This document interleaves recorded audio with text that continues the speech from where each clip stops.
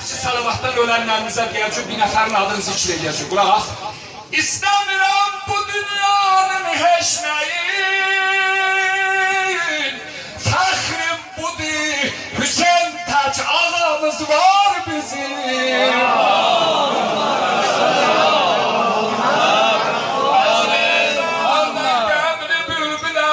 Bu kadar okumuştum bu beyte xatir.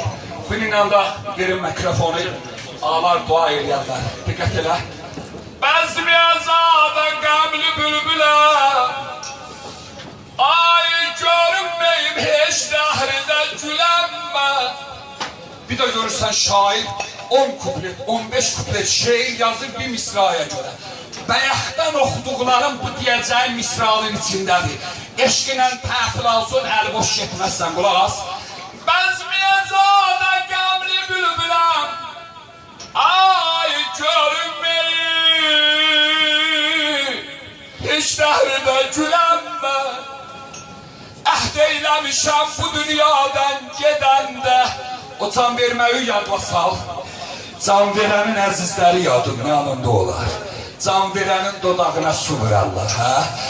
Əhd eyləmişəm bu dünyadan gedəndə. Elə bil ki, üzü qibli əyləşirsən, indi canını təhvil verəcəksən, nə halda olarsan? Əvən biz zehnivə gətir ki, Əzrailəmin hazırdır canı almağa. Bax ki, nəm? Bəzmiyyəzadə qəmli bülbüləm, görünməyib bu dəhridə güləm mən. Hüseyin can, əhd eyləmişəm bu dünyadan gedəndə. Açam gözlərimi, o can verən bir dəfə gözünü açar, bir dəfə yumar qutardı. Açam gözlərimi, görəm kim gəlir, Əzrail. Bir nəfərə bir məhəbbətin olmalıdır, kim gəlməlidir? Açam gözlərimi,